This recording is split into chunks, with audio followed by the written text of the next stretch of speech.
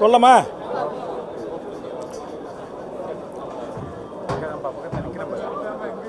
மதுரை மாவட்டம் மேலூர் வட்டம் நாய்க்கர்பட்டியில் ஒன்றிய அரசு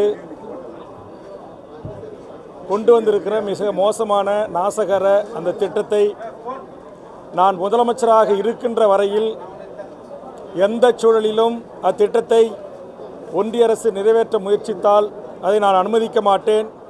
கண்டிப்பாக இந்த அரசு அதை தடுத்து நிறுத்தும் என்று அறிவித்த மாண்புமிகு தமிழக முதலமைச்சர் அவர்களுக்கு தமிழக வாழ்வுரிமை கட்சியின் சார்பாக நன்றியை தெரிவித்துக் கொள்கிறேன்.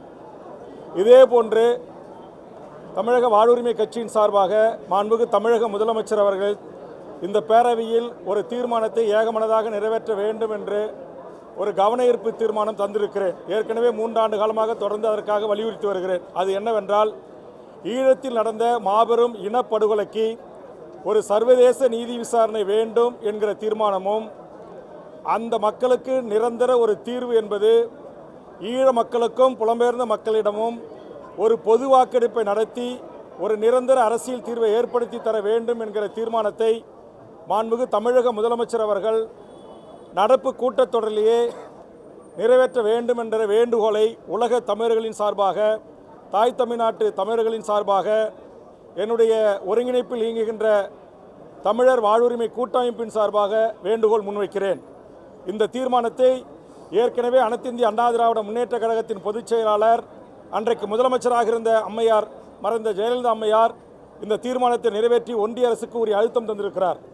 அதே மாதிரி திராவிட முன்னேற்ற கழக அரசும் மாண்புமிகு தமிழக முதலமைச்சரும் தீர்மானத்தை நிறைவேற்றி தற்போதைய ஒன்றிய அரசுக்கும் ஒரு உரிய அழுத்தத்தை தர வேண்டும். காரணம், வருகின்ற ஜனவரி மாதம் 15ஆம் தேதி ஐக்கிய நாடுகள் சபையில் இனப்படுகொலையில் காணாமல் ஆக்கப்பட்டோர் குறித்து உலக 150 நாடுகளைச் சேர்ந்த பிரதிகள் கலந்து கொள்கின்ற முக்கிய அமர்வு நடைபெற இருக்கிறது. ஆதலால் தாய் தமிழ்நாட்டில் இருக்கிற 7 கோடி மக்களின் சார்பாக இருக்கிற இந்த அரசும் இந்த பேரவையும் இந்த தீர்மானத்தை நிறைவேற்றினால் உலக நாட்டைச் சேர்ந்த மனித உரிமை செயல்பாட்டாளர்கள், இனப்படுகொலைக்காக நீதி கோருகின்ற அமைப்புகள், எமது புலம்பெயர்ந்த ஈழத் தமிழர்கள் அனைவருடைய அந்த வேண்டுகோளுக்கு ஒரு மாரல் சப்போர்ட்டாக இந்த தீர்மானம் அமையும். ஆதலால் மாண்புமிகு முதலமைச்சர் அவர்கள் இந்த தீர்மானத்தை இந்த கூட்டத்தொடரில் நிறைவேற்ற வேண்டும். கூட்டத்தொடர் நாளையோடு முடிவதாக இருக்கிறது. இன்றைக்கு திருவண்ணாமலை, கள்ளக்குறிச்சி, விழுப்புரம், கடலூர் உள்ளிட்ட மாவட்டங்கள் இந்த மிகப்பெரிய புயல் வெள்ளத்தினால், மிகப்பெரிய அளவு மழை பொழிவின் காரணமாக ஆயிரக்கணக்கான கிராமங்கள் முற்றுமுதலுமாக பாழாகி இருக்கின்றன. லட்சக்கணக்கான குடும்பங்கள் மிகப்பெரிய பாதிப்புக்குள்ளாகி இருக்கிறது.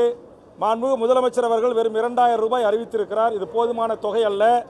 ஏற்கனவே சென்னை, தென் மாவட்டங்களில் மழை பொழிவின் போது 6000 ரூபாய் வழங்கிய தமிழக அரசு தற்போது வட தமிழ்நாட்டில் பாதிப்புக்கு வெறும் 2000 என்பது ஏற்புடையதல்ல என்கிற வகையில் இதற்கான ஒரு கவன ஈர்ப்பு தீர்மானத்தை தந்திருக்கிறேன். இன்றைக்கு பேரவைத் தலைவரிடம் இதை எடுத்துக்கொள்ள வலியுறுத்திய போது நாளை இது குறித்து நான் பதில் சொல்கிறேன் என்று அறிவித்திருக்கிறார். ஆதலால் மிக முக்கியமான பிரச்சனைகள் இருக்கிறது. பேரவையை இன்னும் 2 நாட்கள் அதிகப்படுத்தியாவது ஈழத்தில் நடந்த இனப்படுகொலைக்கும், சர்வதேச நீதி விசாரணைக்கும், பொது வாக்கெடுப்புக்கும், இந்த புயலால் மக்கள் பட்டிருக்கிற துன்பத்துக்கும் துயரத்திற்கும் விரிவாக இந்த மன்றம் ஆய்வுக்கு உட்படுத்த வேண்டும். அதுபோன்று கிட்டத்தட்ட ஒரு 10க்கும் மேற்பட்ட புதிய சட்டங்கள் இங்கு அறிமுகப்படுத்தப்பட இருக்கின்றன. அது அநேகமாக நாளை ஆய்வுக்கு எடுத்துக்கொள்ள இருக்கிறது. ஒரே நாளில் 10க்கும் மேற்பட்ட சட்டங்களை ஆய்வு செய்து நிறைவேற்றுவதில் ஏற்புடையதல்ல. அதனால் இந்த சட்டமன்ற கூட்டத்தொடரை மாண்புமிகு முதலமைச்சர், எதிர்க்கட்சி தலைவர், அவை முன்னவர்கள், கூட்டணி கட்சியில் இருக்கிற பிரதான எதிர்க்கட்சிகள் அனைத்தும் ஒன்று கூடி ஒரு சட்டமன்ற மழைக்கால கூட்டத்தொடர் என்றால் குறைந்தது 1 வாரமாச்சு நடத்தணும். அப்போ தான் இந்த நாட்டில் இருக்கிற மக்களுடைய பிரச்சனைகள் குறித்து விவாதிப்பதற்கு, பேசுவதற்கு எங்களை போன்றவர்கள் கவன ஈர்ப்பு, ஒத்திவைப்பு போன்ற தீர்மானங்களை கொண்டு வந்து மக்கள் பிரச்சனைகளை பேசுவதற்காக வாய்ப்பாக ஏதுவாக அமையும். அதனால் தமிழக முதலமைச்சருக்கும் தமிழ்நாட்டு பேரவை தலைவர் அவர்களுக்கும் நான் இந்த கோரிக்கையை முன்வைக்கிறேன். கடந்த கால ஆட்சியில் நிறைவேற்றப்பட்ட அதே தீர்மானம் தான். அதை நிறைவேற்றுறதால நம்ம அரசுக்கு ஒன்றிய அரசுகளால் எந்த ஒரு அழுத்தமோ எந்த ஒரு கேள்வியோ எழுவதற்கு வாய்ப்பில்லை.